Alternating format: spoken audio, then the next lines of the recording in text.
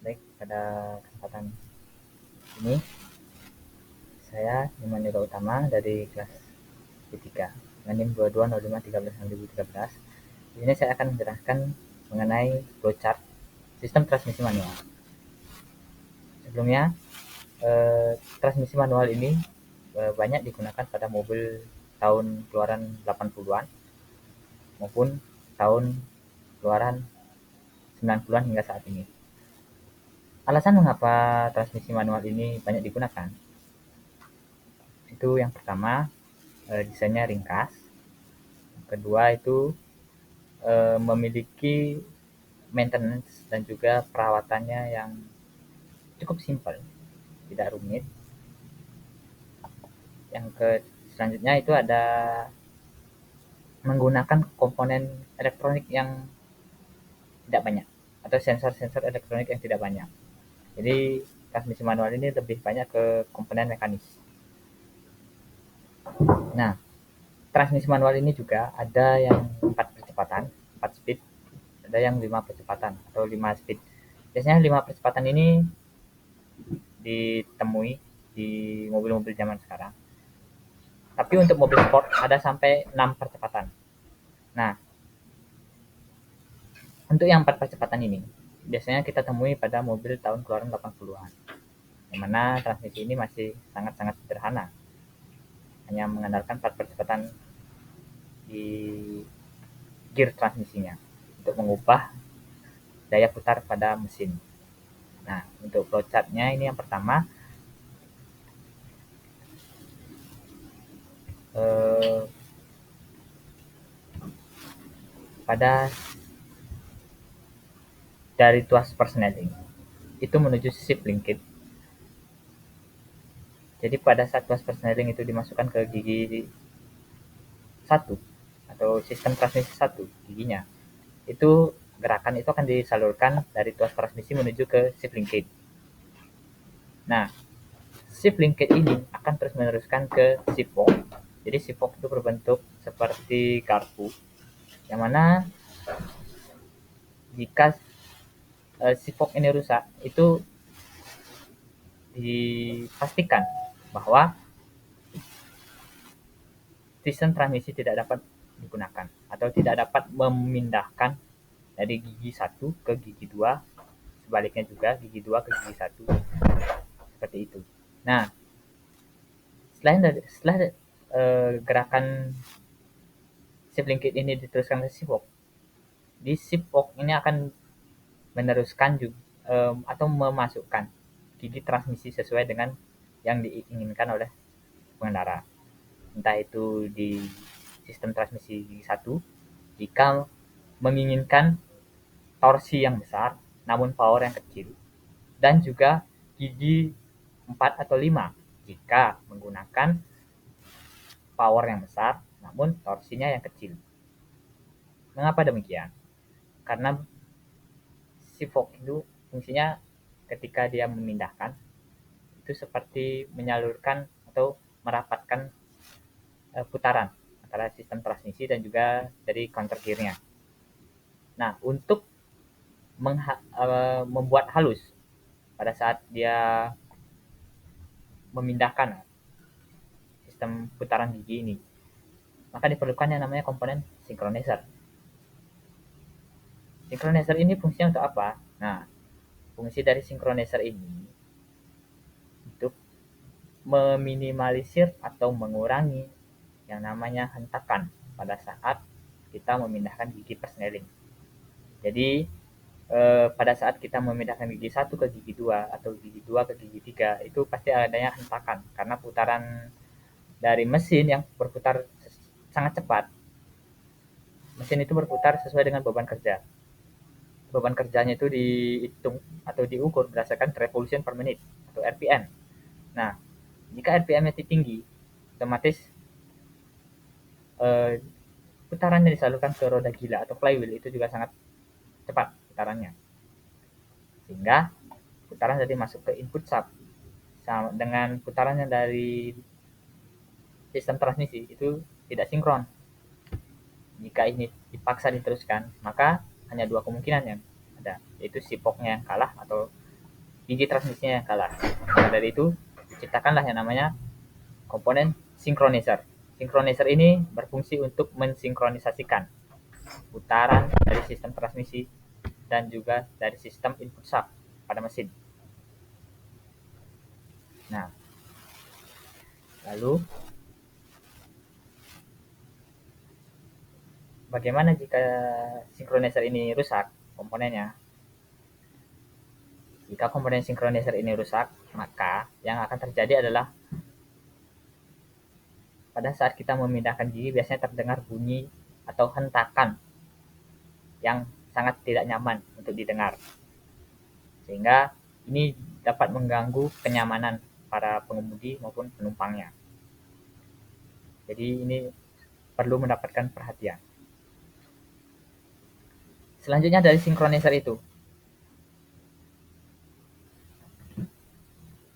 putaran akan diteruskan ke gigi transmisi. Gerakannya akan diteruskan dari memindahkan gigi transmisi. Nah, pada saat gigi transmisi dan juga synchronizers itu ibaratnya dia itu jadi satu kesatuan. Jadi pada saat gigi transmisi akan dipindahkan, synchronizers itu juga akan ikut di gigi transmisi. Jadi seperti menekan, lalu pada saat dimasukkan ke counter gear yang mendapatkan putaran dari mesin, itu langsung jadi satu kesatuan.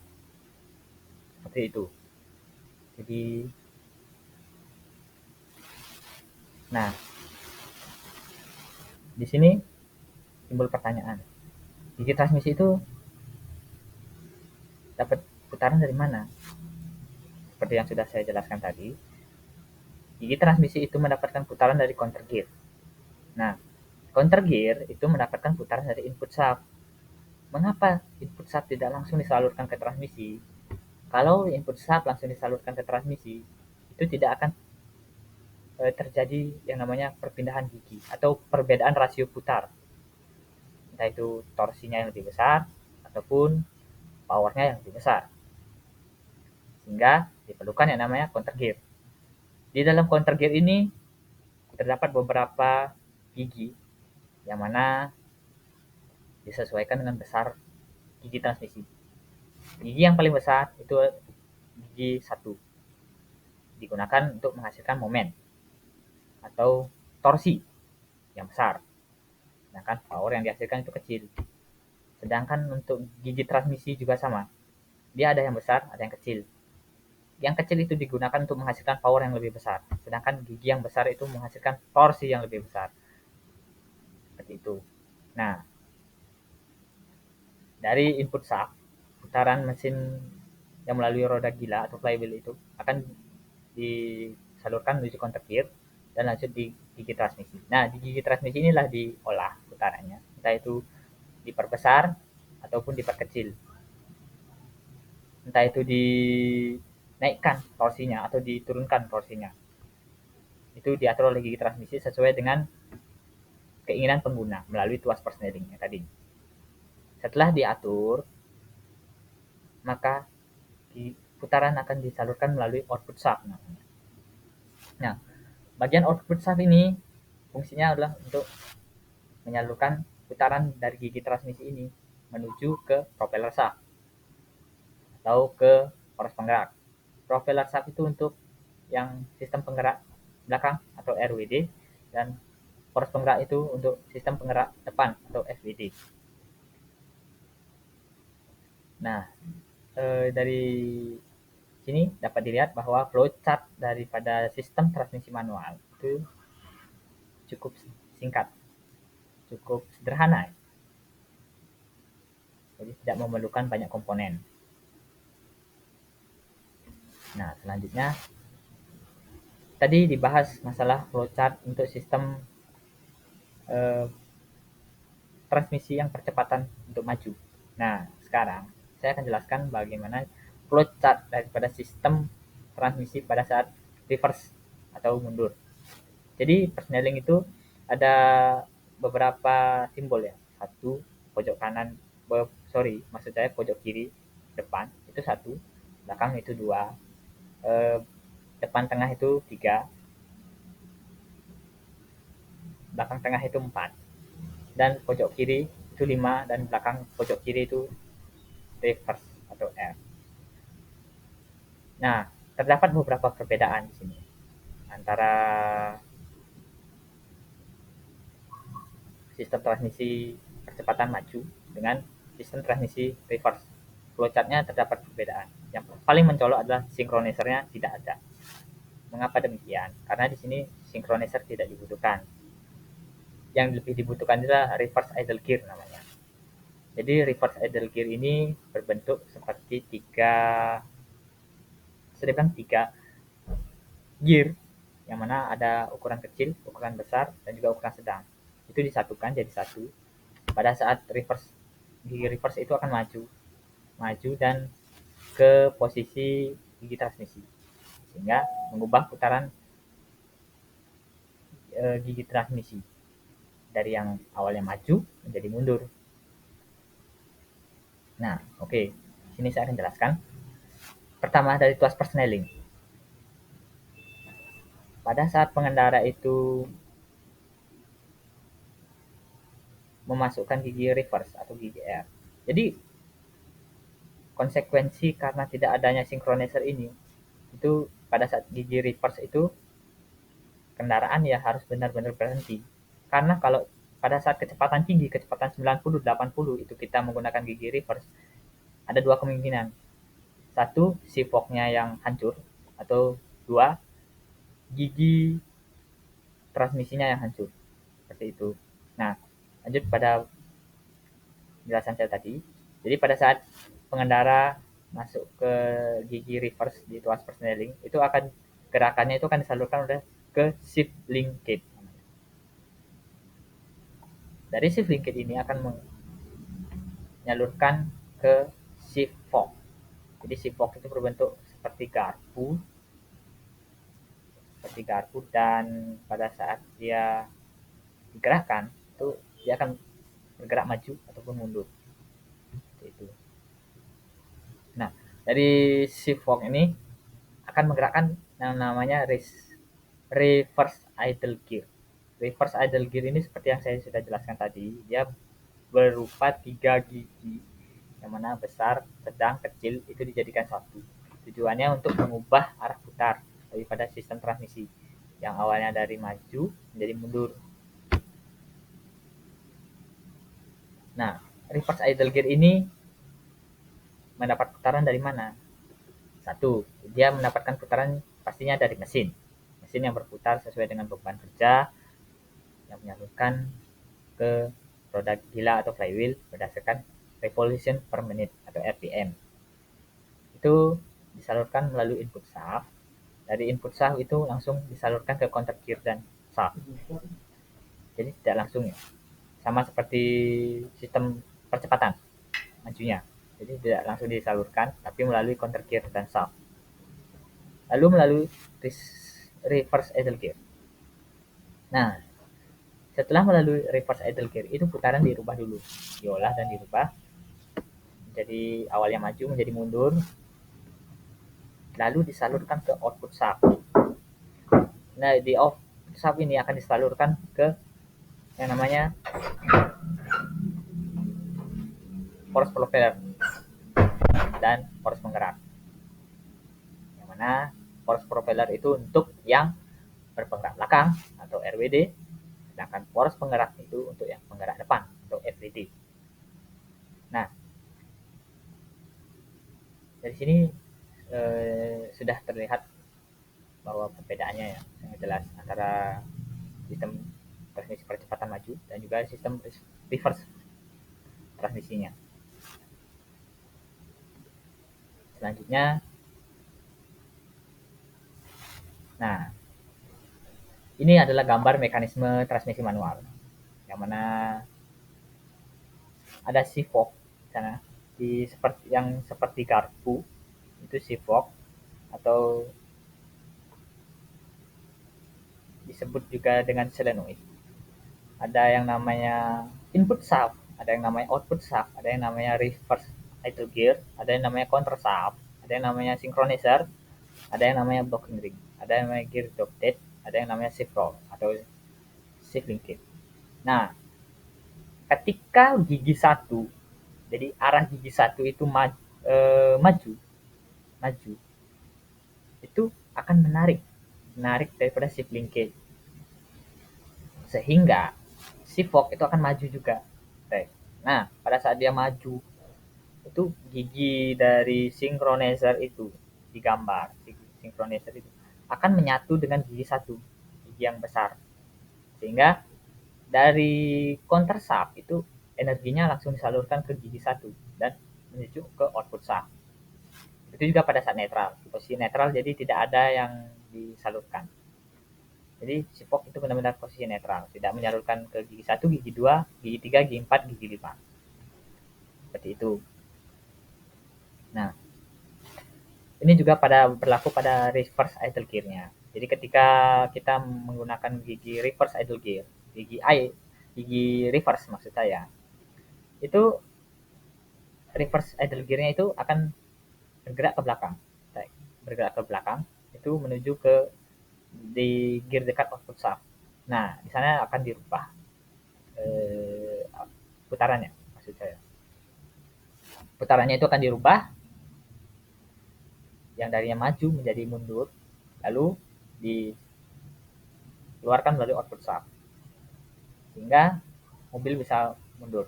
Dengan syarat mobil itu harus berhenti terlebih dahulu, berhenti total ya, bukan berhenti mengurangi kecepatan, tapi berhenti total, baru bisa memasukkan gigi reverse atau gigi R atau gigi mundur, seperti itu.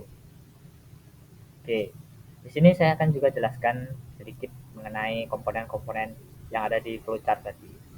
Yang pertama itu ada tuas transmisi. Nah, tuas transmisi itu eh, memiliki beberapa simbol. Ada angka 1, 2, 3, 4, 5, dan huruf R yang artinya reverse. Nah, di setiap angka itu ada jalur-jalurnya. Contoh angka 1 itu di pojok kiri depan itu ada jalurnya. Jadi posisi tengah itu netral, netral. Jadi posisi 1 itu posisi pojok kiri, persneling di pojok kiri maju. Itu posisi 1. Posisi 2 tinggal ditarik ke belakang. Itu posisi 2. Posisi 3 dikembalikan ke tengah, dibawa ke depan. Itu posisi 3. Posisi 4 tinggal dibawa ke belakang saja. Nah, sedangkan posisi gigi 5 itu dibawa ke depan pojok kanan. Itu posisi gigi 5. Sedangkan gigi reverse itu dibawa ke pojok kiri. Oh, pojok kanan belakang maksud saya. Jadi seperti itu simbol-simbol yang ada di tuas transmisi manual, dan beberapa masalah yang bisa timbul di transmisi manual. Yang pertama itu putusnya kabel transmisi yang mengakibatkan gigi tidak dapat masuk. Putusnya kabel transmisi ini disebabkan oleh beberapa hal. Yang pertama karena umur kabel transmisi. Yang kedua itu karena terdapat adanya karat sehingga membuat ketahanan kabel transmisi itu menjadi melemah sehingga putus. Seperti itu. Selanjutnya ada shift linkage. Nah, shift linkage ini berfungsi untuk menyalurkan gerakan tuas transmisi itu menuju ke shift fork. Jadi shift linkage ini ibarat penyalur yang menyatukan antara gerakan tuas transmisi menuju ke shift forknya.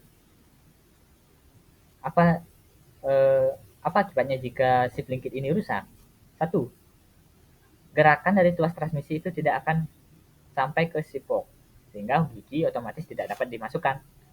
Entah itu gigi 1, gigi 2, gigi 3, gigi 4 untuk yang 4 percepatan, gigi 1, gigi 2, gigi 3, gigi 4, gigi 5 yang untuk 5 percepatan. Seperti itu. Biasanya sih jika shift linkage ini rusak harus diganti karena tidak dapat untuk di maintain atau diperbaiki secara langsung. Seperti itu. Selanjutnya ada shift fork. Nah, shift fork ini bentuknya seperti garpu. terdapat di tengah transmisi atau orang sering menyebutnya selenoid. Nah, si fork ini berfungsi untuk memindahkan gigi satu, menetralkan gigi dua, mempunyai si fork ini mempunyai fungsi yang sangat-sangat penting di dalam transmisi manual. Karena jika si fork ini rusak, maka transmisi tidak dapat dipindahkan. Tidak dapat dipindahkan dan juga tidak dapat dimasukkan transmisinya.